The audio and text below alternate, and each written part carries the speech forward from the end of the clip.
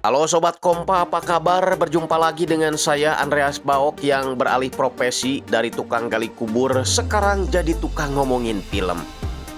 Kali ini saya akan membacakan sebuah alur film judulnya Mayor of Kingstown, menceritakan tentang seorang wali kota yang kerjanya tidak hanya ngurus pemerintahan tapi juga sebagai jembatan penghubung antara orang yang ada di dalam dengan orang yang berada di luar penjara.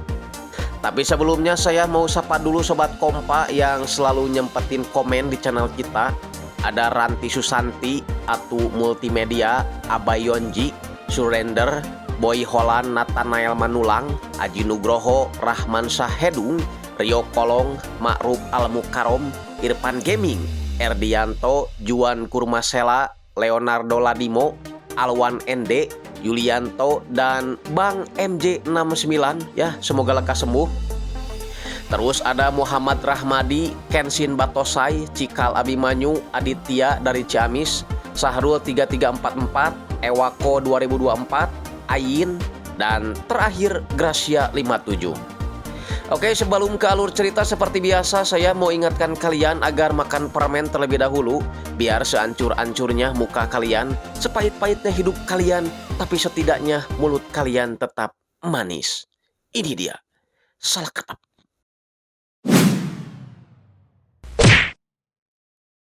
Di awal film kita akan bertemu dengan seorang pria bernama Mike McCluskey, seorang pebisnis dengan memanfaatkan penjara sebagai lahan usahanya.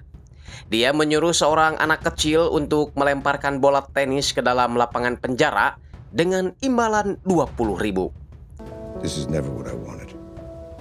Even when they sent me away.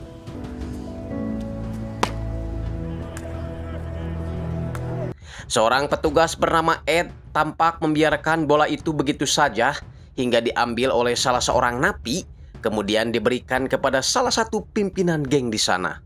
Waiting and always waiting. Ya, di wilayah ini setidaknya ada 7 penjara yang lokasinya saling berdekatan dan kurang lebih ada 20.000 napi yang menghuni 7 penjara itu. Dan peran Mike di sini adalah sebagai penghubung dunia penjara dan dunia luar, terlepas dari statusnya sebagai wali kota Kingstown. Tapi sebelumnya, film akan mundur ke 2 hari sebelumnya, bertemu dengan seorang wali kota bernama Mitch McCluskey, tidak lain adalah kakak si Mike yang kedatangan seorang warga. Setelah memberikan sejumlah uang, bapak-bapak itu meminta bantuan si wali kota agar memindahkan anaknya ke penjara lain karena anaknya selalu jadi bulan-bulanan para napi setelah bertikai dengan geng kulit hitam kemudian melukai seorang sipir. Karena udah ngasih sesajen nih, si wali kota menyarankan agar putrinya itu pura-pura mengikat kain seolah-olah terlihat akan melakukan bunuh diri sehingga petugas akan memindahkannya ke sel khusus. Tamu selanjutnya yang menemui wali kota adalah Pera, istri seorang tahanan kelas kakap bernama Milo Center. Pera disuruh suaminya meminta bantuan wali kota untuk mengambilkan sesuatu dengan imbalan $10.000. Dia juga memberikan sebuah peta lokasi sebagai bekal untuk mengambil barang tersebut. Tapi sebelumnya dia ingin Mitch mengkopi dulu petanya biar mereka sama-sama memiliki pegangan. Thank you. All right, we'll get it tonight. Saat mau keluar, Pera diperhatikan oleh seorang pria omes bernama Ramos yang terlihat tertarik dengan kecantikan Pera. Damn, there's some finance women in this motherfucker. Mike menemui Ed di warung kopi untuk mendengarkan curhatan si Tim terkait keponakannya yang baru aja 3 bulan kerja jadi sipir udah bermasalah lagi dengan napi kulit hitam bernama Daryl. Mike berusaha akan membantu, paling tidak akan dipindah tugaskan ke bagian lain biar tak terlalu dekat dengan napi kulit hitam. Yang menjadi masalah adalah salah satu orang kulit hitam itu mengajukan surat protes kepada pemerintah yang akan berdampak buruk baik kepada Mike ataupun para sipir penjara. As long as it's a sanctioned thing, the juice, then I'll get the thing back. We're gonna have to admit. Just make sure we have our people. Just make sure there's no Rambos and the turrets, okay? Kita beralih ke penjara wanita, sama halnya dengan orang bebas pada umumnya. para napi ini juga mendapatkan pelajaran buat bekal mereka nanti, dan orang yang selalu memberikan pelajaran ini namanya Miriam, tidak lain adalah ibu si Mike dan Mitch. Seusai pelajaran, salah satu napi meminta tolong pada Miriam agar wali kota mau membantu keponakannya pindah ke penjara lain, tapi dia tidak punya uang untuk memberikan sesajen. Miriam langsung menolak karena dia tidak mau mencampuri bisnis anak-anaknya. Mitch dan Mike mendatangi kepala gangster kulit hitam yang terhubung dengan geng yang ada di dalam sel, namanya Bunny. Fucker, go get me some cold frozen shit. I don't care where from, all right? I'm sorry, do I speak Spanish? What y'all doing down there? Mitch ingin si Bunny meredam rekannya bernama Daryl yang ingin melayangkan surat protes kepada pemerintah terkait situasi di dalam penjara. Bunny sih setuju, asalkan Mitch mau memberinya 1 kilo narkomar. Dan mereka pun sepakat. Jadi tugas Mike dan Mitch adalah menenteramkan situasi di dalam penjara meski mereka berdua ada di luar.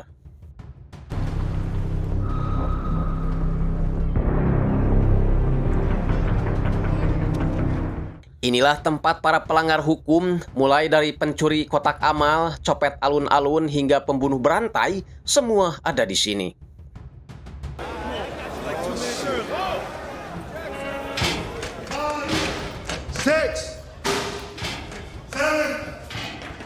Ini dia Daryl, napi hitam manis yang susah sekali untuk diatur. Dia memaksa seorang petugas agar memberinya uang $500 karena dia ingin membeli rokok dan narkomar. Mengancam akan menyerahkan surat itu ke jaksa wilayah jika dia tidak mau memberikan uangnya. Petugas bernama Sam itu malah marah dan inilah yang terjadi.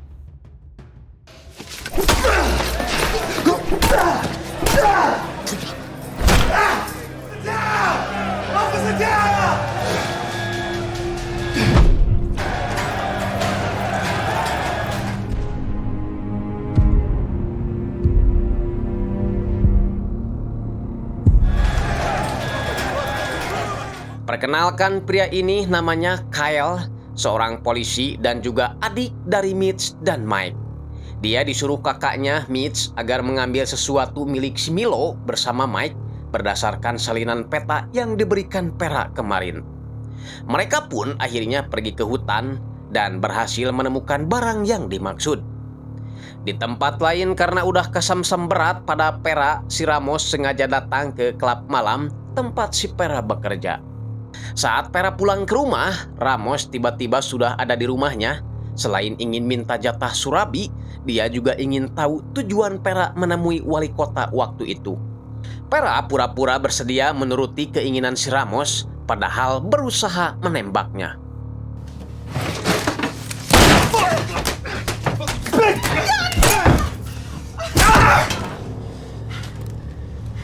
Setelah memperkeos dan membunuh, Ramos akhirnya tahu kalau tujuan Pera datang ke wali kota karena peta harta karun ini. Man won't even see me. This shit's mine now. Balik lagi ke Mike dan Kyle yang menyimpan uang harta karun itu di dalam brankas kakaknya. Keesokan harinya, saat wali kota Mitch datang ke kantornya, si Ramos ternyata sudah ada di dalam, meminta uang itu diserahkan kepadanya. Dengan sangat terpaksa, Mitch menyerahkan uang itu, lalu setelahnya... Cause whoever ain't gonna know is me. Goblok, emang kejam anjing si Ramos. Di saat yang sama, Bunny melakukan protes kepada Mike karena narkomar yang dijanjikan Mitch belum juga dia terima. Apalagi Mitch tidak mengangkat teleponnya. Untungnya, Mike bisa menetralkan situasi dan berjanji bahwa dia tidak akan melanggar perjanjian. One of your guards worked my boy good. Okay, but we never fucking break a deal. You're just a little worked up, that's all. Yeah, you think? I'll talk to Mitch, see what the fuck went south. That way we can trust you. Mike baru sadar telah terjadi sesuatu dengan kakaknya saat dia melihat banyak polisi di kantor wali kota. Seorang polisi bernama Ian Kaselak menjelaskan bahwa sidik jari pelaku sama persis dengan sidik jari yang dia temukan di rumah seorang perempuan yang semalam ikutan tewas juga. Yeah. Come on, I'm tired too. All right, this guy should put up a goddamn billboard. Mike, I just need to make sure it just all stays with me.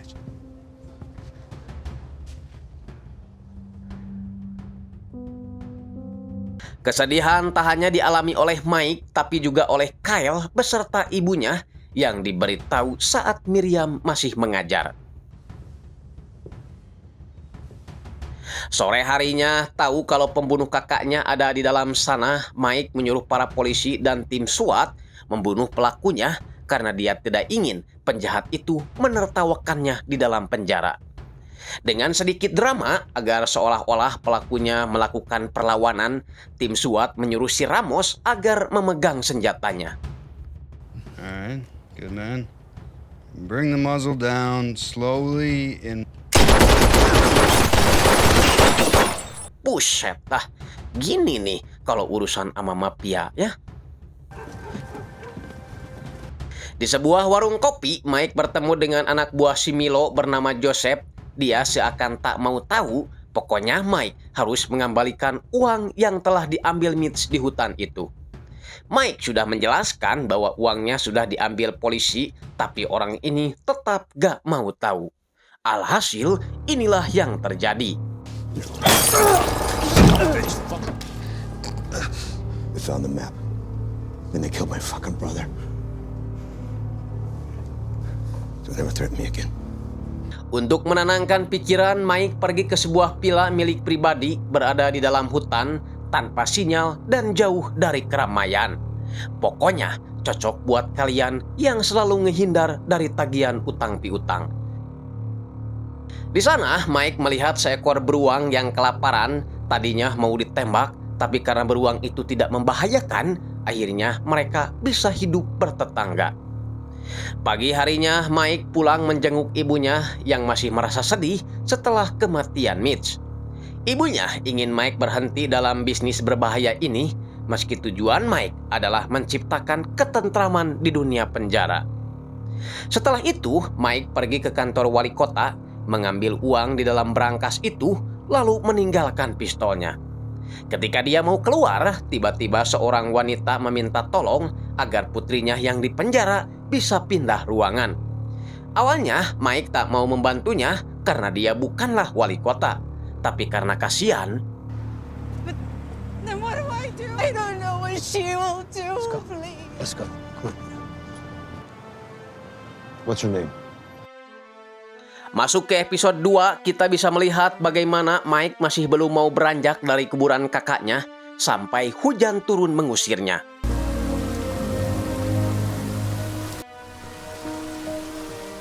Acara lanjut di rumah duka, para kerabat serta orang-orang terdekat berkumpul di sana sambil minum tuak dan bercanda-canda untuk menghibur keluarga yang ditinggalkan. Busted that house, they're making social security cards. They all look over at Jimmy. You hide silent. Don't turn your fucking head.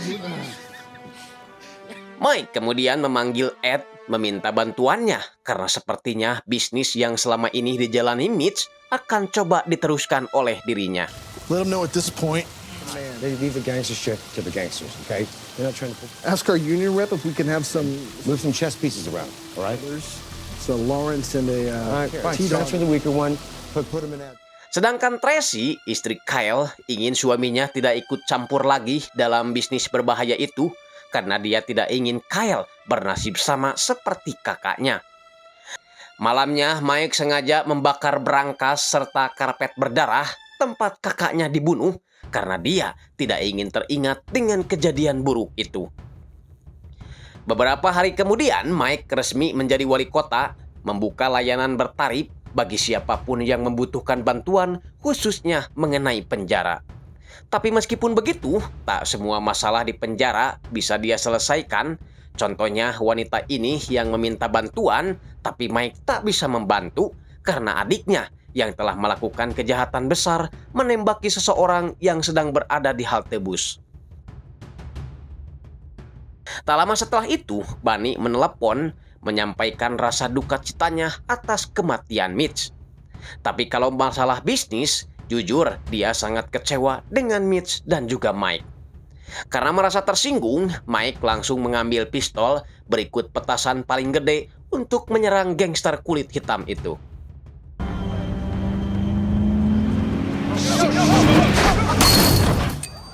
Shit! Oh shit, man, you fucking crazy. He's even that pecker with justice, man. We good. Mike meminta surat pengaduan tahanan itu diberikan kepadanya dan Bunny akan tetap aman berkuasa di wilayahnya. Fucking time. Fuck you, Mike. Look at my shit. Look at this shit. Look at this shit. Fuck my boys. Hey, it's me. You want to put the guys back where they were? So easy, Bunny. Saat pulang, sekilas terlihat ada seseorang yang mengawasi Mike secara diam-diam. Dan ternyata 2 orang yang mengawasi Mike itu adalah 2 orang dari FBI. Menanyakan hubungan Mitch dengan Vera yang sama-sama tewas dibunuh oleh si Ramos. Mike mengaku kakaknya hanya korban perampokan. Dia hanya membantu si Milo mengambil sebagian uang yang menjadi haknya setelah Milo dijatuhi hukuman seumur hidup karena telah mencuri kendaraan lapis baja serta membunuh 2 penjaga sekaligus. Seperti halnya Mitch yang dibayar $2.500 sebagai informan FBI, mereka juga ingin Mike melanjutkan kerjasama ini dengan bayaran yang sama dan Mike setuju dengan itu. Yes, fuck! Give me the paper! Okay. Got a check? Thank you. No. What I... Sebagai wali kota baru, Mike diajak si Ian Kaselak agar ikut terlibat dalam penangkapan bandar narkomar yang kini mereka cari. Mike pun dibekali sebuah radio agar mereka dapat saling berkomunikasi. Tak diduga, Mike berhasil menggagalkan penyelundupan itu dengan cara yang tak disengaja.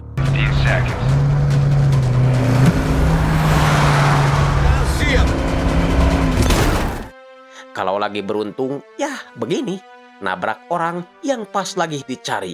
Dasar film aji.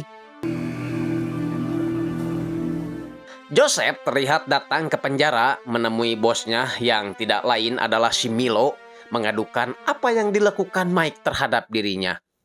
Milo yang sedikit ciut memerintahkan si Joseph agar tidak memakai cara keras, tapi harus memakai cara lembut, yaitu dengan mengirim seorang wanita cantik kepada Mike. That's the way with this one. Di kantor, Mike didatangi perempuan yang kemarin mengundangnya ke acara hukuman mati adiknya. Dan inilah perempuan yang dimaksud si Milo yang nantinya akan ditugaskan untuk mendekati Mike. Namanya Iris, pelacur cantik yang udah merasakan ratusan titik para pejabat. Why? Because I told you to. Singkatnya, Mike menghadiri acara eksekusi terpidana mati yang disaksikan langsung baik oleh keluarga korban ataupun keluarga terpidana.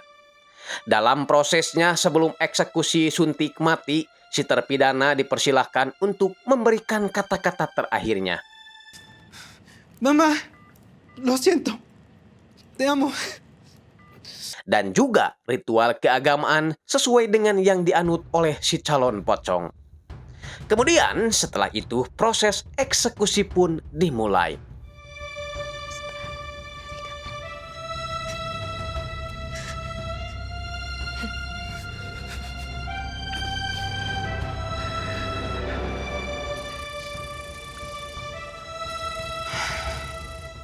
Kurang dari 1 menit saja, terpidana mati itu langsung tewas, diikuti oleh isak tangis dari ibu dan saudari terdakwa. Setelah itu, Mike pergi menemui Bunny, membelikannya kursi baru sebagai tanda permintaan maafnya waktu itu. Hey, Trail, get us a couple of beers, man.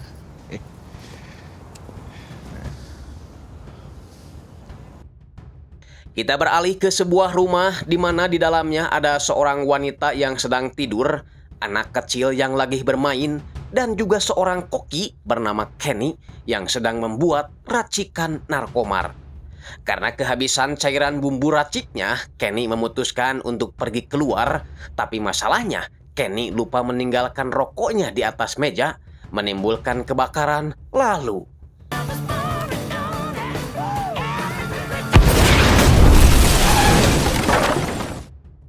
Kejadian itu membuat polisi dan pemadam kebakaran berdatangan ke sana, termasuk Mike yang dipanggil oleh Kyle. Mereka sangat terpukul saat melihat ada sosok anak kecil yang ikut terbakar di sana. Tak lama kemudian, kepala polisi datang memberi waktu selama 3 minggu buat mereka agar cepat menyelesaikan kasus ini. Dan jika tidak sanggup, maka kasus ini akan dia serahkan kepada pihak lain. Robert dari tim SWAT juga diturunkan karena adanya laporan kalau antek si Kenny masih berada di kota ini.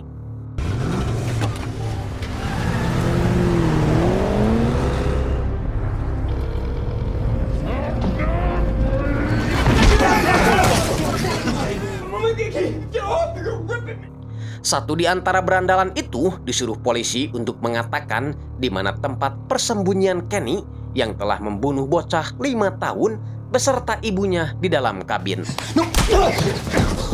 Orang itu hanya ingin bicara pada Kyle karena Kyle terlihat seperti polisi yang bisa diajak kompromi. Sementara itu, Mike menemui si Duke, pimpinan geng kulit putih yang paling dihormati, untuk meminta bantuannya soal Kenny. Duke sepakat akan menyerahkan Kenny kepada Mike jika suatu hari Kenny datang kepadanya. Tapi pastinya itu tidaklah cuma-cuma. You'll do it. Kenny sendiri kini berada di suatu tempat, menyesali keteledorannya yang mengakibatkan 2 nyawa jadi melayang.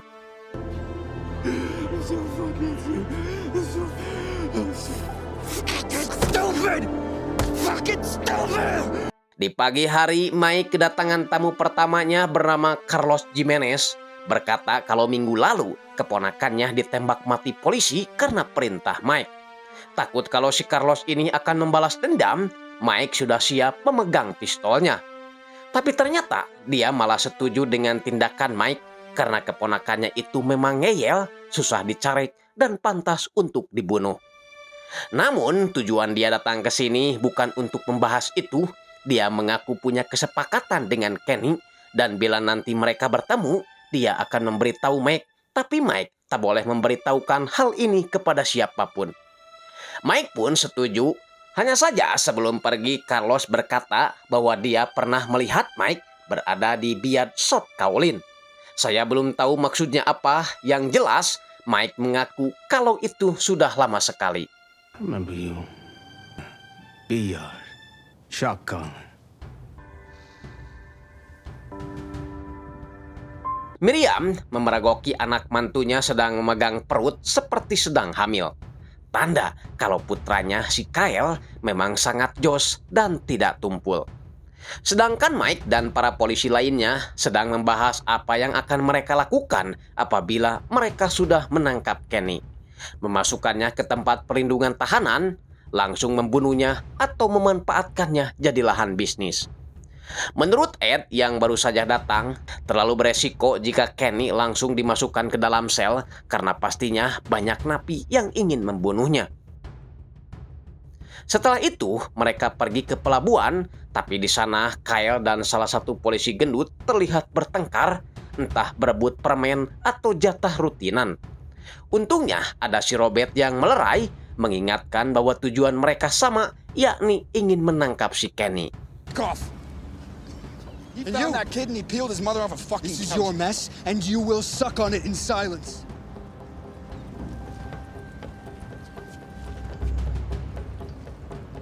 Sementara itu, Mike kembali menemui si tampan mempesona Bunny sambil membawa makanan kesukaannya, yaitu bangkerok ketan. Membahas tentang Kenny yang masih belum ditemukan. Dia ingin Bunny melakukan sesuatu yang diinginkan banyak orang dan dia akan berusaha memberikan sesuatu yang anak buah Bunny inginkan. Bunny tahu kalau apa yang dipikirkan Mike ini adalah demi kebaikan, tapi Mike seharusnya sadar juga, layaknya sebuah bendungan, sekuat apapun kita berusaha menambal lubang, suatu saat pasti akan jebol juga. Terkadang kita memang harus membiarkannya jebol agar bisa memulai lagi dari awal. Sweet. Wajah boleh sangar, tapi ngomong harus tetap puitis. Di tempat berbeda, tim SWAT dan polisi lagi gencar-gencarnya mencari para pengedar yang diduga ada hubungannya dengan si Kenny. Dalam penggerebekan itu, satu petugas tewas hingga memancing petugas lainnya untuk membabi buta.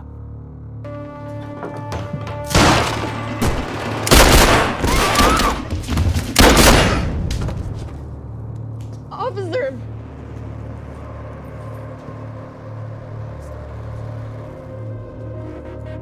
Tak disangka saat Mike akan pulang ke kantor, Kenny sudah menunggunya dari tadi. What do you think? Come on, fuckface. Saking keselnya, Mike langsung membawa kunci roda, kemudian menghajarnya. Rupanya, Kenny disuruh Duke untuk menemui Mike karena pimpinan gangster kulit putih itu percaya Mike pasti bisa membantu, padahal itu adalah kesepakatan mereka. Mike berkata banyak orang yang ingin membunuhnya, termasuk para rekannya sendiri, karena mereka tidak mau terus diintai polisi. Mike menyarankan agar Kenny menyerahkan diri ke polisi, dan polisi akan menempatkannya di tempat perlindungan tersangka sampai persidangan digelar. Kenny tak boleh naik banding dan harus menerima hukuman seumur hidup. Because I give a flying shit what happens to you. I'm only worried what happens because of you. They're gonna book you. They're gonna file any motions or any of that bullshit. Whatever you believe in. Dan benar saja sesuai arahan Mike, Kenny menyerahkan diri ke polisi. Grab this motherfucker. Grab this motherfucker!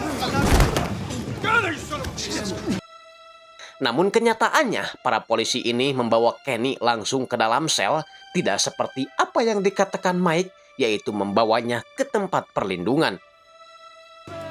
Scrubbed and clean, sir. Say your last fucking shower tonight, Stop. Let's go, let's go, let's go. That's why. Do not stop. Hingga ketika Kenny diantar petugas masuk ke ruang sel, inilah yang terjadi.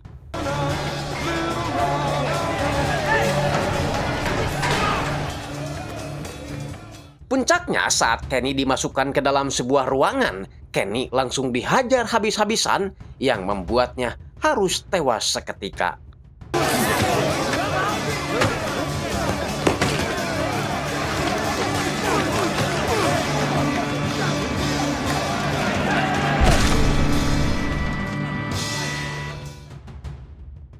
Setelah itu, jenazah Kenny langsung dikuburkan tanpa sanak saudara dan kerabat yang datang. Hanya Mike yang menghadiri acara pemakaman itu dengan rasa bersalah. Thank you.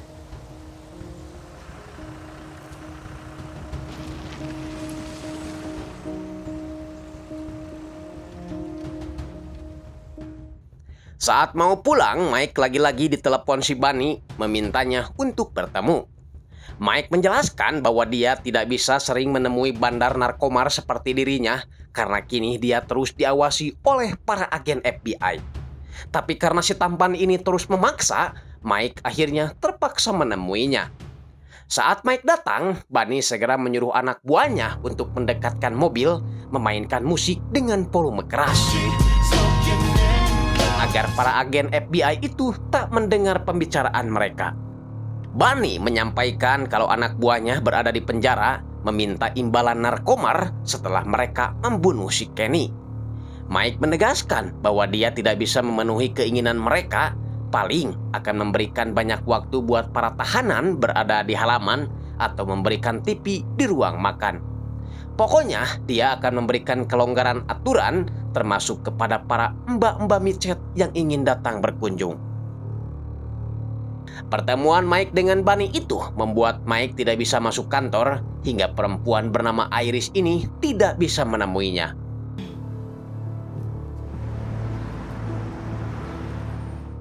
Setelah menemui si Bunny, Mike langsung menemui si Duke karena anak buahnya yang ada di penjara terus meminta jatah narkomar atas apa yang telah mereka lakukan terhadap Kenny. Mike mengancam jika anak buahnya terus meminta, maka Duke tak akan bisa melanjutkan usaha premanismenya lagi. You can just spout your bullshit to the police. You don't even know what we want. You can't be last in line, brother. That's all I got. And don't tell me what to do. Malamnya saat Mike pulang ke villa hutannya, dia didatangi oleh tetangga barunya, seekor beruang yang selalu Mike kasih makan, bahkan memberinya sebuah boneka beruang. Tak lama kemudian, ada seseorang yang terlihat datang menghampirinya. What are you doing here? Oh, Jesus.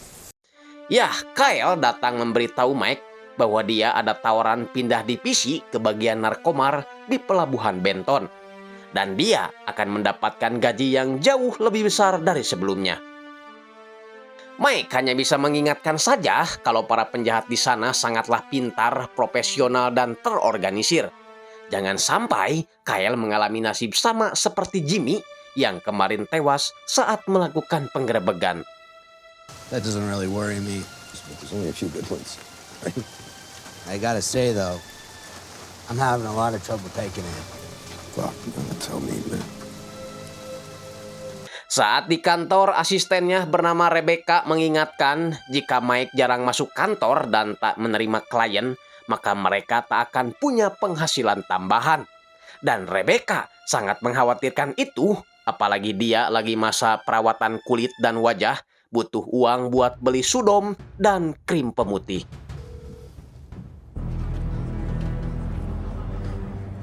Saat jam istirahat, Mike menemui si Ed, penjaga sipir penjara, mengatakan bahwa sekarang dia lagi ditagih uang dan narkomar oleh semua pihak yang telah membunuh Kenny.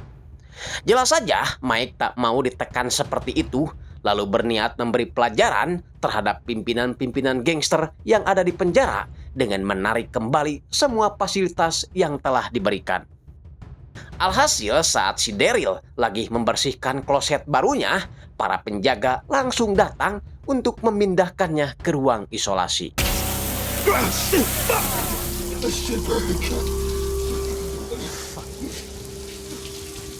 What'd you learn today? Everything you have, I gave you. Setelah itu, Mike mendatangi si Ian untuk mengetahui latar belakang tentang Carlos Jimenez.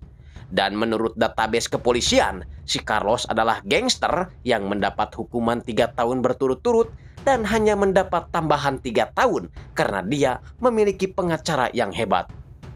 Dan menurut informasi, sekarang dia tinggal di sebuah peternakan tempat orang-orang adu anjing dan bagong. You take the fucking class every Tuesday and The Thursday. Mexicans are gonna stop committing crimes and I won't have to. Let's take the class. Trabajan en Goodyear. Su carro está listo. He's at the ranch. Kita beralih ke Miriam yang terpaksa gak jadi ngajar karena para tahanan wanita ini sibuk gelut berebut unjat.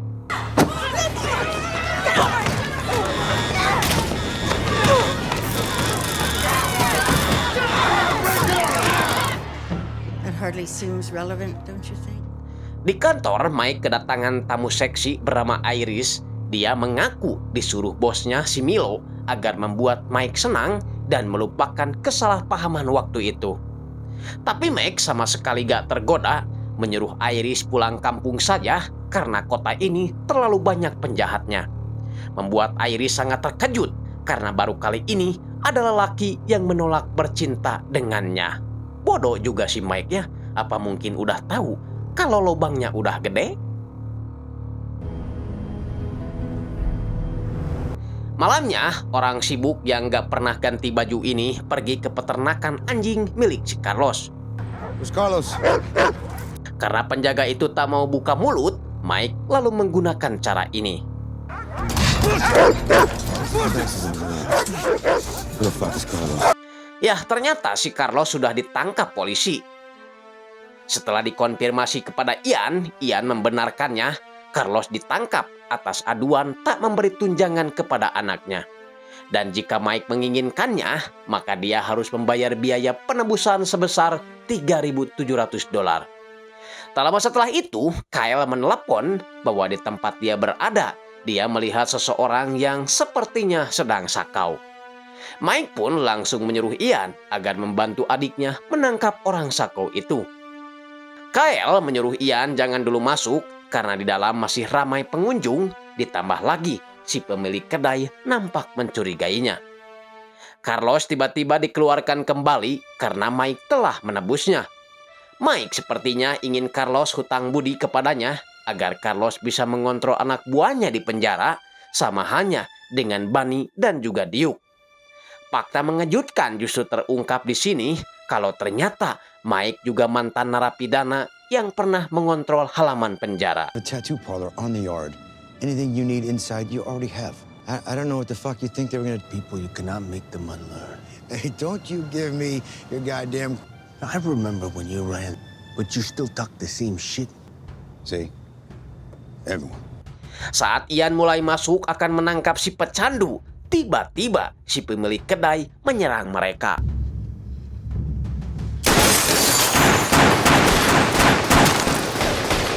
You hit!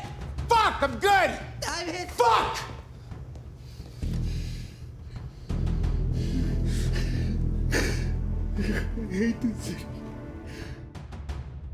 Kejadian itu mengundang banyak polisi, termasuk Mike yang mengkhawatirkan adiknya. Dia bertanya mengenai kronologi kejadian pada salah seorang pegawai kedai itu. Dia memberi kesaksian bahwa bosnya berusaha menembaki dua polisi itu, tapi dia yang balik tewas. Masalahnya, Kyle dan Ian diinterogasi oleh Tom, badan pengawas polisi, karena dianggap mereka menyalahgunakan senjata menembaki warga sipil. Mike tentu protes karena dia yakin penjual pizza itu adalah penjual narkomar, sehingga Ian dan Kyle terpaksa melakukan tindakan. Here. What the fuck are you doing here? You gonna figure it all out, Mike? Best I can. Brother's fine, Mike. Yeah, we're to defuse the situation. Di tempat berbeda, Ed dan kawan-kawan membuli seorang sipir lainnya bernama Ernie, karena Ernie lebih suka tinggal di penjara, meski waktu sekarang dia bukan bagian tugas. You know you've been married a long time, right? And lots of it. Oh, we was just trying to help, Ernie. Setelah itu, Ed akan memberikan Daryl makan malam spesial sebagai penyambutan di sel barunya. Daryl sangat marah karena makanan yang diberikan petugas itu sangat mirip sekali dengan podol atau peses. Wajik, haram jadah sia.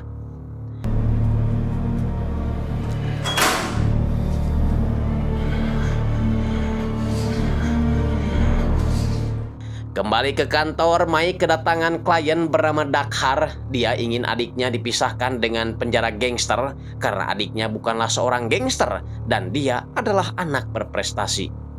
Dia hanya ikut-ikutan mengacau di jalanan dan dihukum selama 2 tahun penjara. Tapi Mike bukanlah orang bodoh. Dia tahu si Dakhar ini berbohong untuk melindungi adiknya dari gangster yang ingin membunuhnya di penjara. Mike akan berusaha membantu asalkan Dakhar bersedia memberi sesajen yang dia inginkan. Setelah itu dia kedatangan klien bernama Shaw. Dia datang ke sini atas saran dari Evelyn, teman kencan Mike. Dia ingin James Parker dihukum mati secepatnya karena telah membunuh putrinya, yang sampai saat ini jasadnya belum ditemukan. Shaw tahu pengaruh Mike di penjara itu sangatlah unik, yang tidak dimiliki oleh banyak orang termasuk detektif swasta. Makanya dia datang meminta bantuannya sambil tak lupa memberikan cek kontan sebagai pelicinnya. Gagal menggoda Mike, Joseph akan menitipkan Iris di klub malam milik temannya. Take your clothes off and get on the stage. Joseph mengingatkan temannya agar tidak dulu menyentuh Iris karena dia masih dibutuhkan untuk mendekati hakim dan para pejabat demi mengeluarkan bosnya, yaitu si Milo. Di tempat berbeda, si tampan Bunny mengadukan kelakuan petugas yang kemarin memberi makan si Daryl dengan sandwich tai. Dia ingin memperingatkan para petugas agar mereka tidak membangunkan binatang buas yang sedang santai. Tapi Mike tak peduli soal itu karena itu bukanlah ulahnya. Dia hanya ingin Bunny membantunya mendisiplinkan anak buahnya di penjara agar menjaga adik si Dakhar yang masih remaja, lalu mendekati James Parker karena dia punya tugas yang harus dia selesaikan. Bunny sih setuju, asalkan Mike bersedia menjaga keponakannya yang nanti malam akan bermain hoki. Bunny tak bisa menjaganya karena arena pertandingan berada di luar kekuasaannya. Hey, coach is at. Hey, Mike gonna give you a ride, all right? Yeah, you got your gear? Hey, look into that Parker thing for me. Dari pembicaraan mereka terungkap bahwa Mike dan Bunny sudah lama saling kenal saat mereka sama-sama berada di penjara.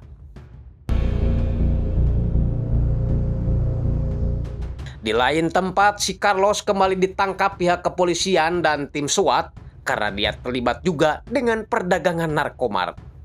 Di dalam arena, pertandingan hoki ini menjadi panas, terjadi saling sikut di antara kedua pemain. You go play fucking football, you little punk! Mike langsung terpancing saat orang tua pemain ikut memukul si hakim saat pertandingan masih berlangsung.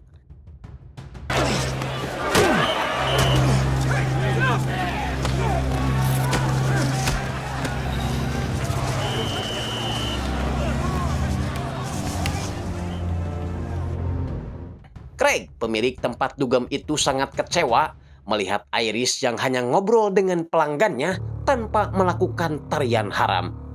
Iris membela diri meskipun dia tidak melakukan tarian, tapi dia bisa mendapatkan uang yang banyak. Iris menekankan bahwa dia tidak bisa disentuh oleh siapapun karena dia sudah dilamar oleh Mike McCluskey. Sementara itu, Carlos melakukan pemeriksaan sebelum dia dijebloskan ke penjara. Tak tanggung-tanggung, polisi menangkap juga anjing-anjing si Carlos sebagai bukti kejahatannya. Anjing-anjing itu lalu masuk ruang operasi untuk melakukan pemeriksaan dan Carlos kini resmi menjadi tahanan.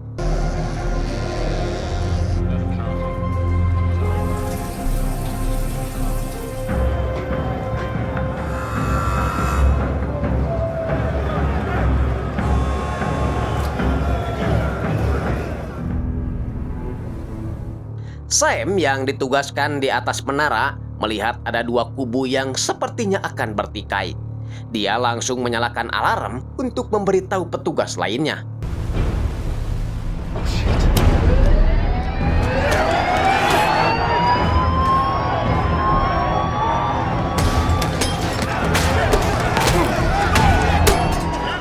Sial bagi Sam yang seharusnya memberikan tembakan peringatan, dia malah menembak salah satu tahanan.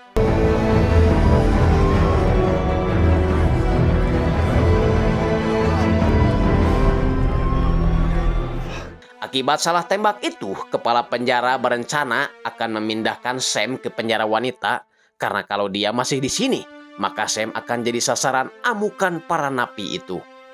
Dan hukuman yang dikeluarkan oleh kepala penjara bagi para napi yang bertikai adalah memberlakukan aturan lockdown serta memadamkan listrik. Lock it down.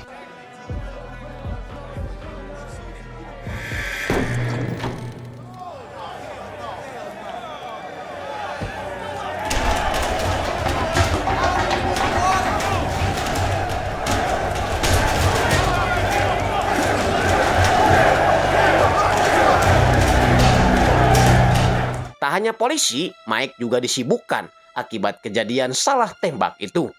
Dia menemui si Bunny yang marah karena gara-gara Sam, anak buahnya, jadi korban penembakan. Padahal anak buahnya itu adalah korban penusukan geng kulit putih. Dia berjanji akan membalaskan dendam anak buahnya itu pada Sam di luar penjara. Untungnya Mike dapat menenangkannya karena tindakannya itu justru akan membahayakan Bunny sebab akan memulai perang dengan petugas. Think about it. It ain't me, Mike. We ain't hitting that motherfucker inside. Nuh-uh. We hitting that motherfucker. You got fucking cameras in every street lamp around here. You'll have SWAT in your living room before you know it. Fucking broke that word, Mike! Setelah itu, Mike menemui pimpinan geng kulit putih yaitu si Duke karena anggotanya lah yang memulai perang di penjara. Duke beralasan karena orang-orang kulit hitam itu selalu melanggar kesepakatan. Duke ingin aturan lockdown itu segera dihentikan sebelum perang besar terjadi, baik di dalam penjara ataupun di luar penjara. You rushed the yard. They created this situation when they made a deal. You can't bring the shit to the streets. Look at the fucking National Guard. They owe us. Orang selanjutnya yang Mike temui adalah Ed, memintanya agar mau mencabut hukuman lockdown sebelum kejadian tak diinginkan terjadi. Tapi Ed sepertinya keras kepala tak mau terlihat lemah di hadapan para tahanan. We let up now, we look weak. Get some air out of it. We're just gonna fucking pop. Di pihak lain gagal meyakinkan Mike, Iris sengaja dihajar oleh si Joseph. Siapa tahu Mike akan datang menyelamatkannya. Edan anjing. Saat pulang ke kantor, Mike dan sekretarisnya Rebecca melihat Iris mendatangi mereka sambil memperlihatkan luka yang ada di tangan dan perutnya. Mike akan menyuruh Rebecca mengantar Iris ke rumah sakit karena bila dia yang mengantarnya, itu akan menjadi masalah buat dirinya. Mike tahu tujuan Iris mendekatinya agar dia bisa dekat dengan hakim dan Dewan Kongres dengan tujuan biar mereka ada di bawah kekuasaan si Milo. Hal itu menegaskan kalau Mike adalah orang pintar yang sulit dikelabui oleh siapapun. Mike kemudian menghubungi Kyle dan Ian bertemu di sebuah bar karena ada sesuatu yang harus dia lakukan. Sesampainya di bar, mereka mengeluarkan lencana polisinya dan inilah yang dilakukan oleh Mike.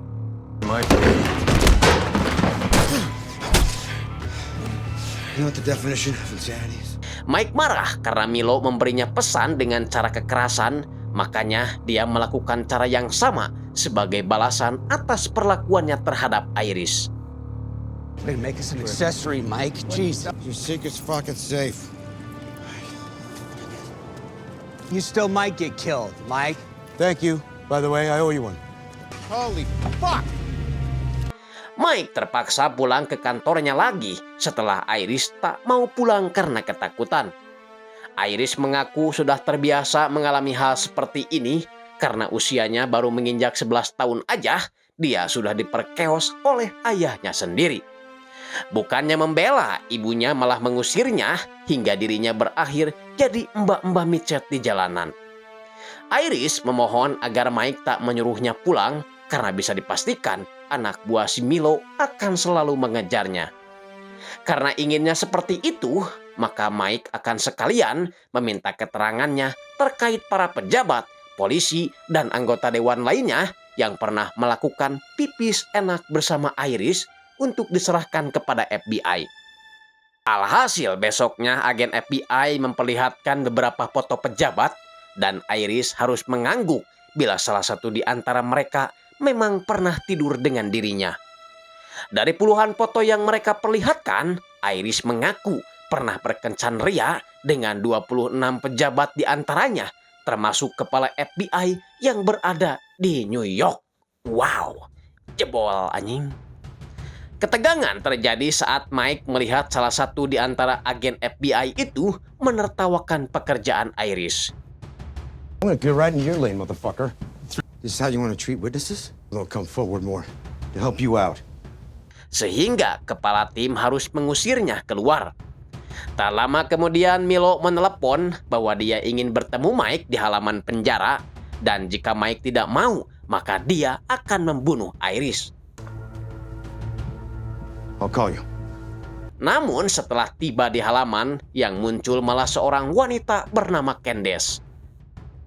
Candace melakukan video call dengan Milo dari dalam penjara, meminta Mike agar mau membantunya karena hanya Mike lah yang bisa membantunya. Sebagai imbalannya, Milo akan memberikan satu di antara Iris dan juga Candace. Jelas dong Mike menolak karena dia sudah tidak mau lagi berurusan dengan Milo. Nah, karena Mike menolak, Milo menyuruh si Candace agar memperlihatkan sesuatu di tubuh dirinya, yaitu adanya sebuah pelacak, dan itu berlaku juga buat Iris.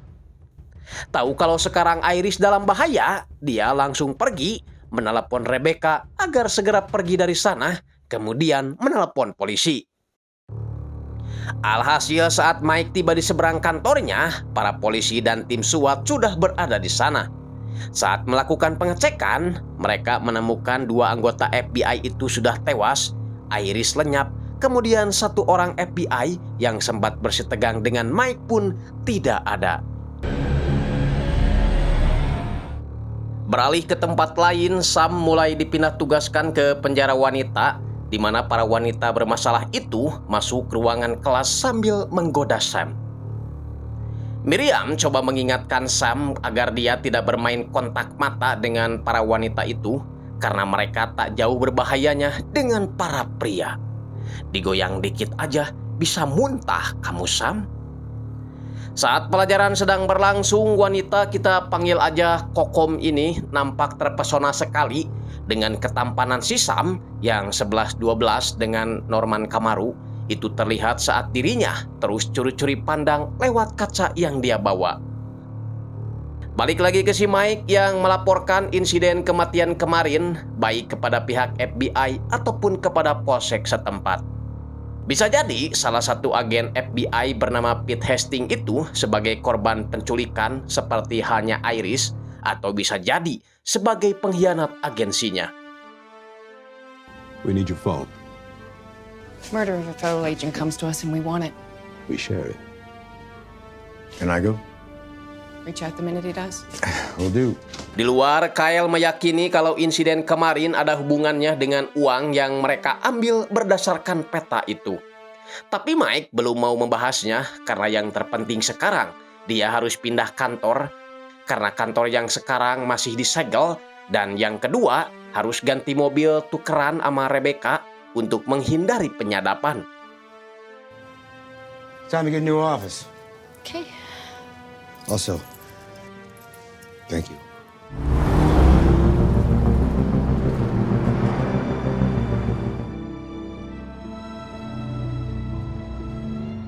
Mike langsung pergi ke penjara menemui Milo, marah karena dia telah berbuat kegaduhan dengan membunuh orang di dalam kantornya. Tapi si Milo santai aja, toh tak ada bukti yang mengaitkannya dengan peristiwa tersebut.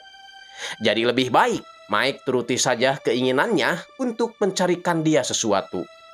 Ciri-cirinya adalah sebuah kotak yang luarnya terbuat dari logam. Orang-orang yang selalu mengawasi Mike akan tahu apa yang harus mereka lakukan selanjutnya, dan Mike boleh melibatkan agen FBI dalam upaya pencarian barang yang dia maksud. Tak hanya itu, Milo juga memberitahu Mike agar tak usah mencari Iris karena dia sudah kembali ke pekerjaan aslinya. It's in a case. The case is metal. Forget Iris. Hearing this. Shut the fuck up.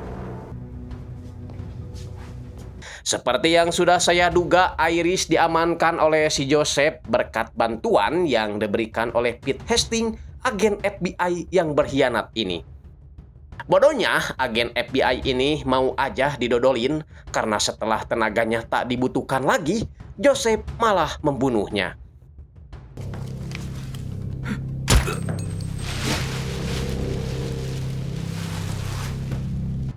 Setelah itu, si Joseph pergi ke tempat si Duke, menyerahkan Iris secara cuma-cuma agar bisa dinikmati oleh Duke beserta anak buahnya.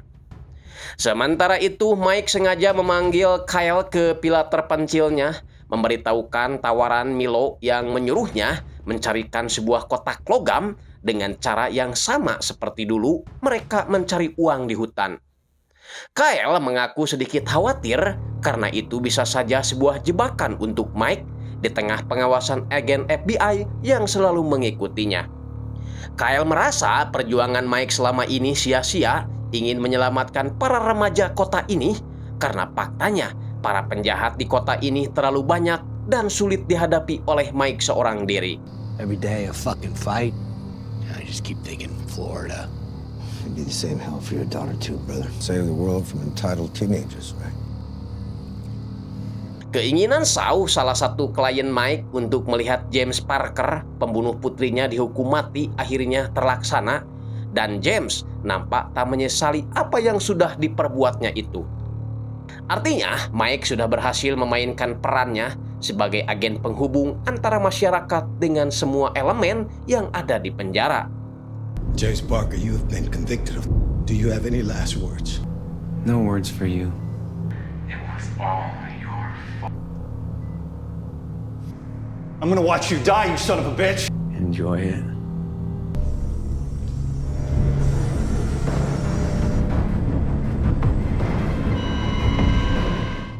Pagi harinya semua para tahanan berbalik badan gak mau nerima sarapan mereka ingin aturan lockdown ini segera dicabut.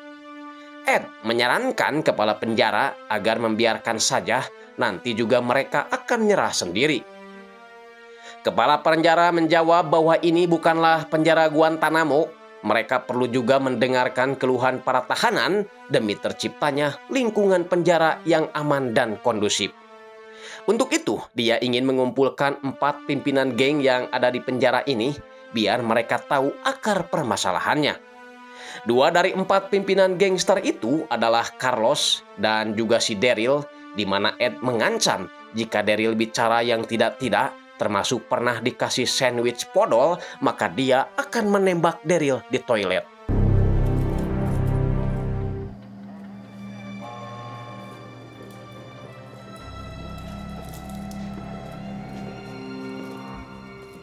Daryl menjelaskan masalah terbesar yang ada di penjara ini bukanlah pertengkaran antar sesama geng, melainkan geng petugas sendiri. Karena mereka menjadikan penjara ini sebagai ladang bisnis mereka. Dia dan rekan-rekannya merasa seperti dimanfaatkan, tak boleh melanggar aturan, tapi selalu dikhianati dalam kesepakatan. Termasuk kesepakatan saat mereka membunuh sampah seperti si Kenny. Ya, kepala penjara mungkin tidak tahu kalau insiden itu hasil dari kesepakatan napi dengan orang-orang yang ada di luar penjara seperti Mike. Namun yang terpenting sekarang adalah Daryl ingin para tahanan diberi makan layak, waktu yang lebih lama di halaman, maka dia berjanji tak akan ada lagi peperangan antar geng di antara mereka. It's just business. That's what it is. Treat us like men. Give us some decent fucking food in the commissary. Dengan begitu, kepala penjara akhirnya mencabut aturan lockdown yang sudah beberapa hari ini dia terapkan. Let's go. Now you gotta eat shit for dinner. Berita itu tentunya disambut gembira oleh para tahanan lain yang sedari tadi menunggu kabar baik itu. Di tempat lain, petugas pengumpul sampah menemukan bungkusan mayat di antara sampah yang akan dibawanya. Setelah diperiksa, itu adalah mayat Pete Hastings, agen FBI yang diduga bekerja sama dengan Milo.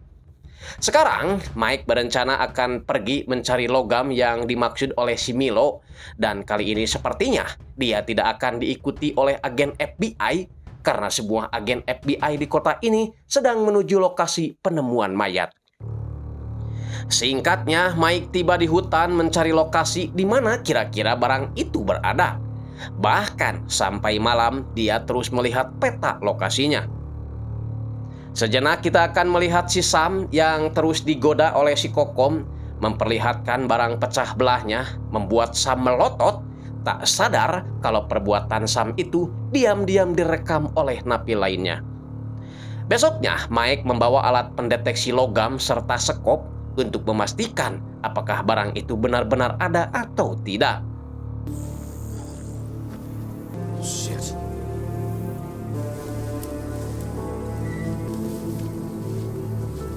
Alat itu tiba-tiba berbunyi, tanda kalau logam itu benar-benar ada. Dan setelah digali,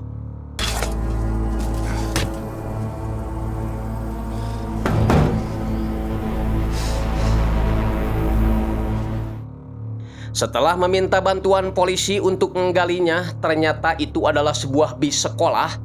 Mike bingung apakah memang benda ini yang dimaksud si Milo.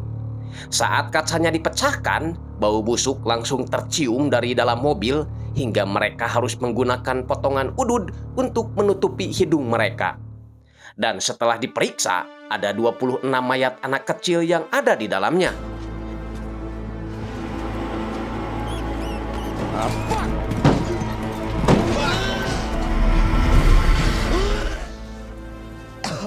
Mereka terus melakukan identifikasi dan beberapa di antaranya cocok dengan anak-anak yang dinyatakan hilang. Mereka yakin kalau anak-anak ini adalah korban dari psikopat James Parker yang belum lama ini dieksekusi mati. Jadi kalau benar ini adalah barang yang dimaksud si Milo, kenapa dia bisa tahu rahasia James Parker? Dan kenapa dia hanya ingin Mike yang mengungkapnya? Evelyn beranggapan kalau sepertinya seseorang ingin menjadikan Mike sebagai kambing hitam. Kemarahannya itu Mike lampiaskan kepada si Paul yang merupakan pengacara si Milo. Paul sangat terkejut saat diberitahu kalau barang yang dimaksud si Milo adalah sebuah bis yang penuh dengan mayat manusia. Pokoknya, meskipun Paul adalah pengacara si Milo, Paul harus memberitahunya apa yang si Milo rencanakan kepada dirinya. Rebecca tiba-tiba menghubungi Mike, memberitahu kalau dirinya sudah menemukan kantor baru. Mike sangat terkejut karena lokasi kantor barunya berada di seberang kantor lamanya. Aduh, anjing tetayan atuh ya. Fuck, Rebecca. You really want to be right here? Like we should move to a new city. They don't have those here. Beralih ke penjara, Ed melihat para geng yang berada di halaman sangat rileks, tidak ada pertikaian sama sekali, malah terlihat seperti emak-emak yang lagi ngegibah. Hal itu justru membuat Ed curiga, jangan-jangan mereka sedang merencanakan sesuatu terhadap petugas sipir. Hal itu Ed sampaikan kepada Mike, lalu memintanya mencari informasi. Think they're planning a takeover? Mike pun langsung menemui si tampan Bunny sebagai telinganya di penjara. Bunny mengatakan kalau Mike telah berhasil menciptakan kedamaian dan sekarang Mike boleh fokus pada kerjaannya sebagai wali kota. Curiganya saat Mike pergi, wajah Bunny berubah drastis dari imut-imut menjadi amit-amit. Sejenak kita akan tengok penjara wanita. Petugas melihat si Kokom sepertinya lagi sakit, lalu menyeru si Sam untuk mengecek keadaannya. Saat Sam membawanya ke ruang perawatan, Kokom malah memanfaatkannya untuk melakukan perentoyan. Setelah merusak Iris dengan puluhan rudal berurat, Duke dengan teganya menjual Iris kepada orang kulit hitam yang burung Johnson-nya lebih panjang dan lebih jos. Karena harga sudah deal, mereka pun membawa pergi Iris dari tempat itu.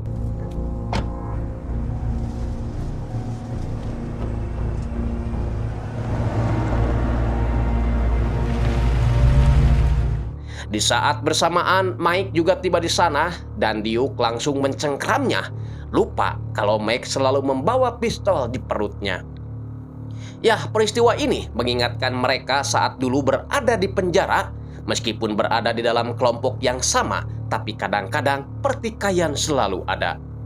Duke marah karena Mike sudah memperlakukan anak buahnya yang ada di dalam sel dengan semena-mena. Mike mengklaim seharusnya Duke lah yang berterima kasih kepadanya karena sebagai wali kota, dia tidak pernah mengganggu bisnis haram yang dijalankan oleh dirinya. Balik ke si Sam saat dia sudah melayang hampir meletus, Kokom mengeluarkan potlot kemudian membunuh Sam. Setelah itu dia pura-pura menangis agar seolah-olah dialah yang diperkeos. Sial bagi orang kulit hitam ini, baru aja beli barang, mereka malah dirampok oleh kelompok si Bunny.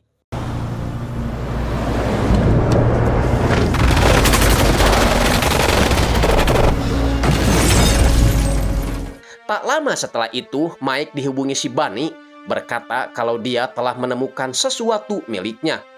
Mike kemudian masuk membawa Iris pergi dari sana. You want to come with me? Let's get up. We got some for that Becker boys if he need it. I got some for him too. Setelah mendengar cerita Iris, Mike langsung balik lagi ke tempat si Duke dan tanpa basa-basi, inilah yang dilakukannya. Just tell me if you did it, okay? All right. Anjir, edan juga nih orang.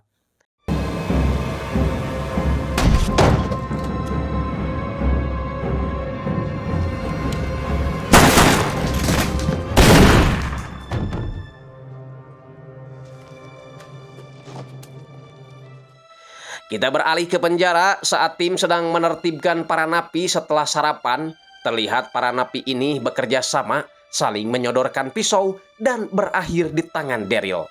Lalu setelah itu, tim terlihat kesakitan karena ada seseorang yang menusuknya dari belakang.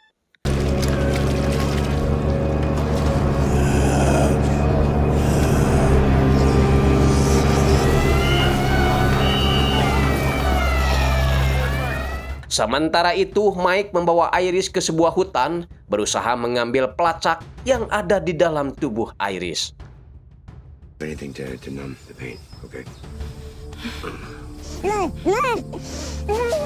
on. It's almost there. You're done. Hold this. Setelah itu, mereka pergi ke tempat aman menuju villa pribadi Mike. Masuk ke episode 9, kita diperlihatkan tim SWAT yang bekerja sama dengan kepolisian menggerebek sebuah rumah yang dijadikan tempat kejahatan.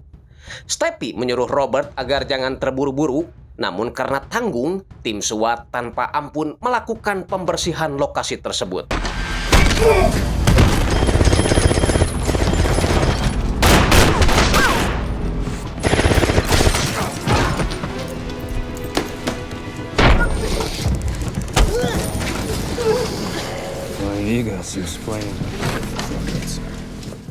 Scene kemudian pindah ke dalam hutan, di mana Mike mengajak Iris untuk sarapan, dan sepertinya Iris sangat menikmati sekali makanan yang telah dibuat oleh Mike sendiri. What is this? It's good. Soal masak, Mike emang gak kalah jago sama Mas Adam. Sementara itu, kepala penjara sangat terkejut melihat para napi, baik kulit putih ataupun hitam, bekerja sama untuk membunuh seorang petugas. Dengan nada tinggi, Ed ingin para napi itu, khususnya si Daryl, diberi pelajaran agar mereka tidak ngelunjak lagi.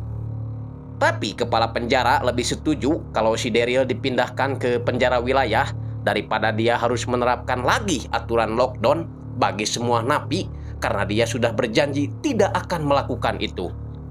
Alhasil, mereka pun segera bergerak akan memindahkan si Daryl ke penjara wilayah.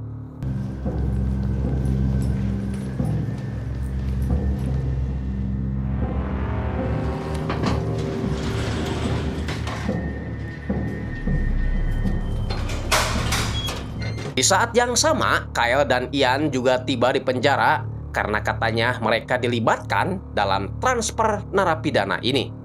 Sedangkan di penjara wanita, dua detektif yang menyelidiki kasus si Kokom dan si Sam mengatakan bahwa mereka tidak menemukan adanya dinding vagina yang robek, muka dan tangan yang lecek di sekitar tubuh si Kokom.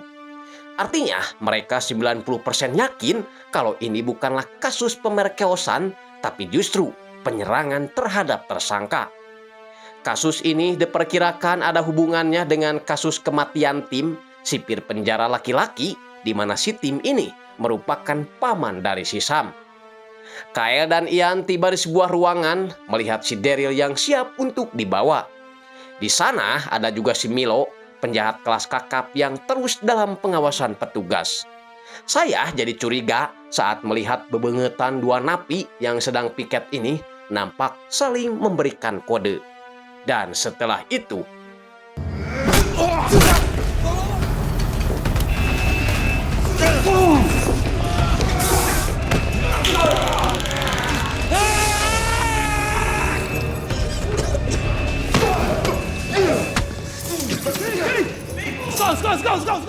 Milo memberitahu si Daryl kunci pintu keluar ruangan ini berwarna biru, tapi kalau dia ingin senjata, pakailah kunci warna hitam. Jadinya mereka kepikiran untuk mengambil senjata terlebih dahulu agar bisa melawan petugas.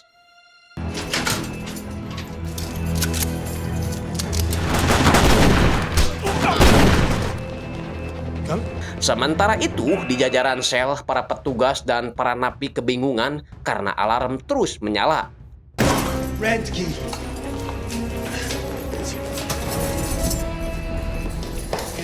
It's a pass key. It opens every door. Please.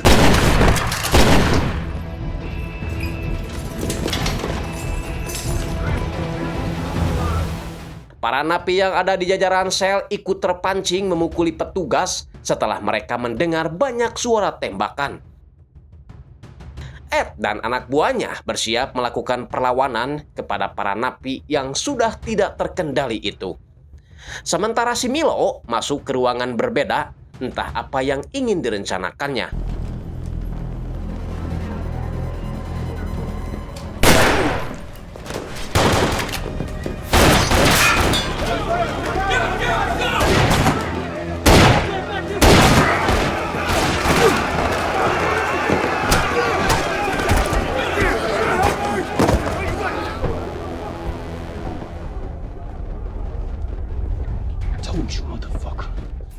Saat sadar, Kyle susah untuk melihat karena tadi matanya disemprot cairan bon cabe.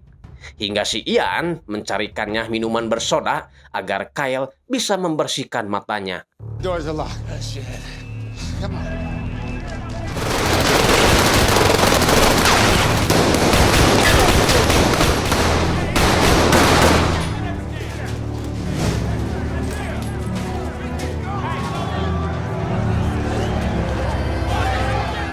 Dari atas menara, Ernie berjuang sendirian memberikan perlawanan. Kita ke penjara wanita dulu. Miriam mendatangi si Kokom. Dia ingin Kokom menceritakan kejadian sebenarnya kepada dirinya. Si Kokom menjawab bahwa kebenaran bisa dirubah oleh manusia itu sendiri. Seperti ketika dirinya dulu pernah diperkeos oleh ayah angkatnya hingga hamil, lalu melakukan aborsi. Kemudian ayah angkatnya berkata bahwa Kokom telah melakukan hal yang benar.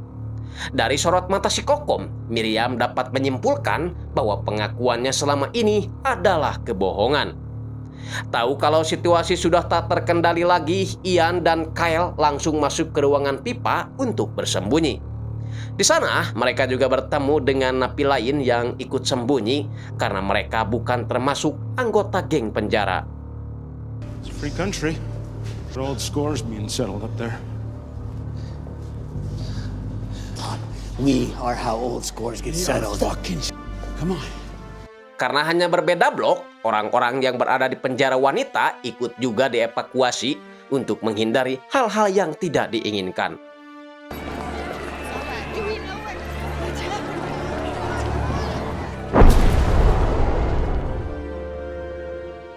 Mike yang belum tahu kerusuhan itu masih tinggal di villa hutannya bersama Iris yang mulai nyaman dengan Mike karena dia adalah laki-laki sejati yang bersedia menolong tanpa pamrih.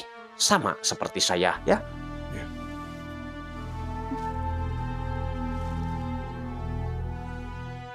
Mike pamit dulu pada Iris karena dia harus membeli sesuatu untuk makan malam mereka. Di perjalanan saat sinyal mulai nyambung, puluhan pesan langsung masuk ke HP-nya memberitahu kerusuhan itu. Mike langsung menelepon ibunya agar jangan memberitahukan keberadaan Kyle kepada siapapun termasuk polisi karena polisi tidak punya hak yurisdiksi ketika berada di penjara. Mom, okay? Yes. Is he here? Don't tell them anything. I saw him yesterday before his shift. Tiba di penjara, Mike meminta bantuan Robert agar menyelamatkan adiknya yang masih berada di dalam.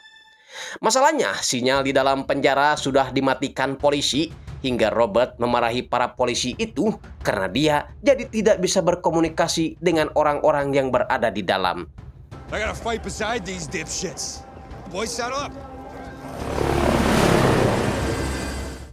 Ya, si reporter menyebutkan bahwa kerusuhan ini merupakan kerusuhan penjara terbesar dalam sejarah Amerika. Namun sialnya setelah itu mereka malah ditembaki oleh para tahanan.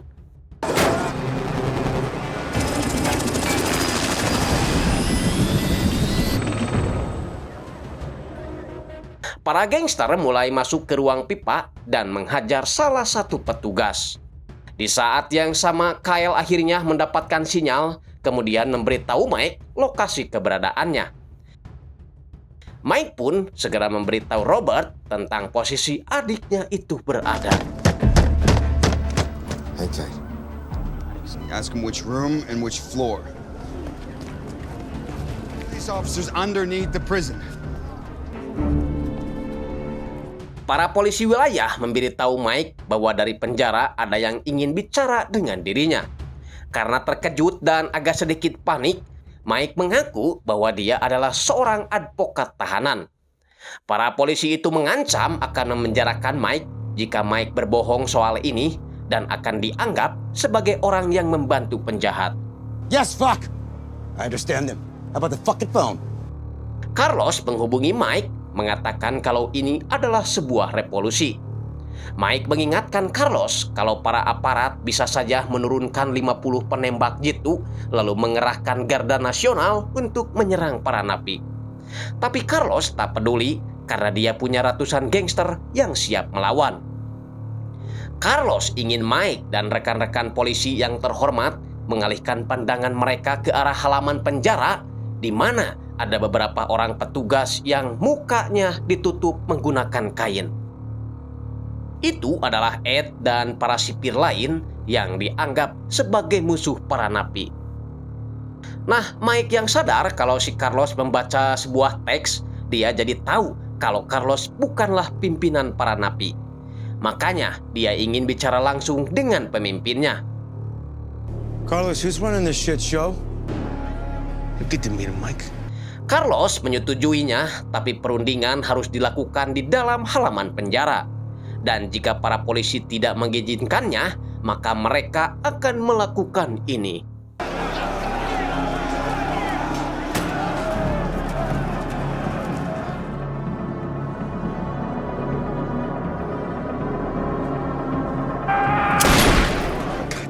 Merasa tidak percaya dengan yang dilakukan oleh para napi, Mike memilih untuk nyebat jarcok dulu biar santuy. Kepala polisi wilayah ini bertanya kira-kira apa yang diinginkan oleh para napi itu. Payback. Sadar kalau kerusuhan ini takkan bertahan lama, si Milo langsung pergi ke ruang ganti memakai seragam petugas sipir. Kita ke si Kyle dan Ian yang terjebak di sudut ruangan setelah para napi yang tadi bersembunyi kini berniat menyerang mereka. Namun tiba-tiba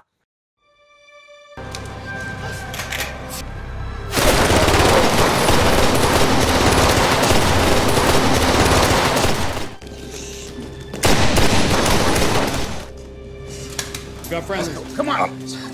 We gotta come on. Iris tetap berada di luar menunggu Mike yang belum muncul-muncul juga. Dia langsung ketakutan saat melihat tetangga Mike datang mencari makan.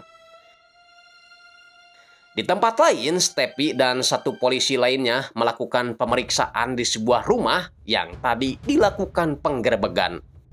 Mereka juga menemukan HP di TKP di mana panggilan terakhirnya ditujukan buat Mike. All those evidence. Pemerintah terlihat mulai mendatangkan tim penembak jitu dan Garda Nasional untuk mengantisipasi kemungkinan terburuk.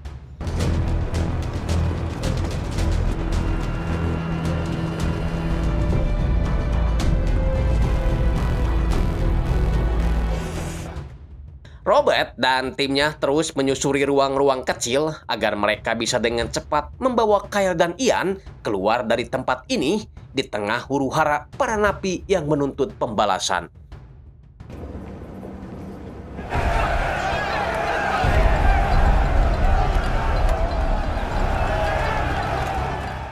Singkatnya, Mike menuruti keinginan para napi yang ingin melakukan diskusi bersama dirinya.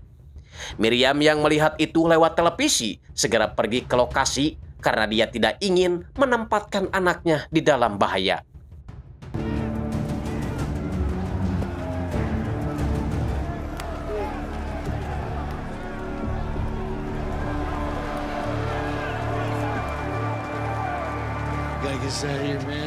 Working on it.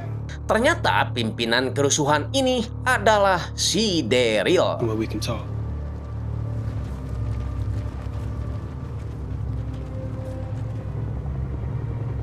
Visual, you still got him? Di atas menara, Ernie menolak untuk pergi karena merasa ini adalah posnya, sehingga para petugas memberinya pelajaran.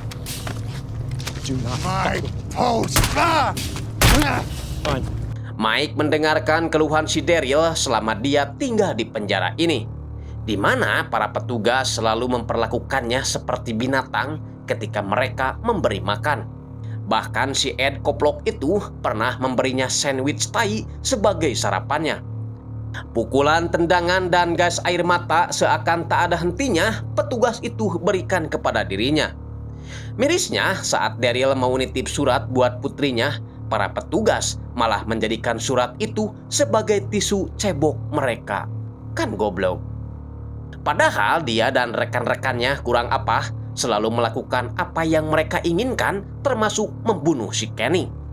Tapi imbalannya nonsen, Yang ada fasilitas para napi malah ditiadakan. Dan hari ini Daryl ingin membuktikan bahwa pembalasan itu benar-benar ada.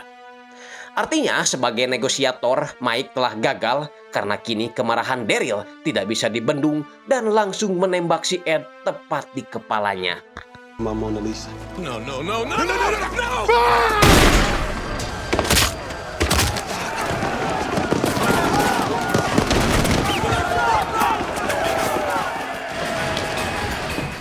Baku tembak tak hanya terjadi di halaman, tapi juga di dalam ruangan antara tim SWAT dengan para napi.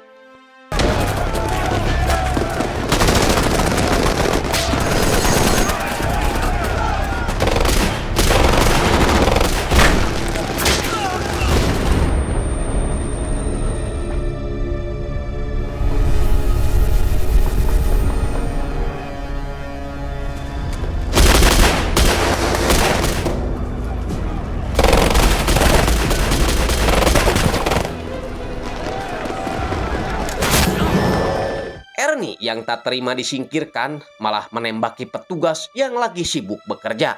Hingga akhirnya dia harus mati konyol di tangan petugas. Tak hanya itu, kerusuhan pun akhirnya berakhir dan Garda Nasional berhasil mengambil alih penjara dari para napi.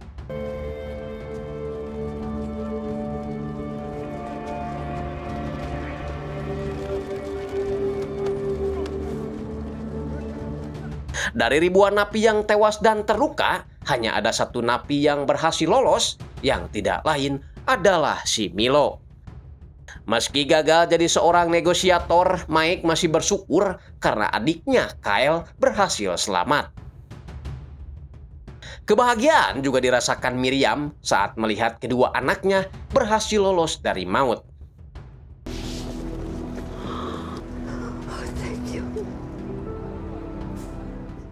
Dan inilah situasi terakhir penjara pasca kerusuhan besar ini terjadi.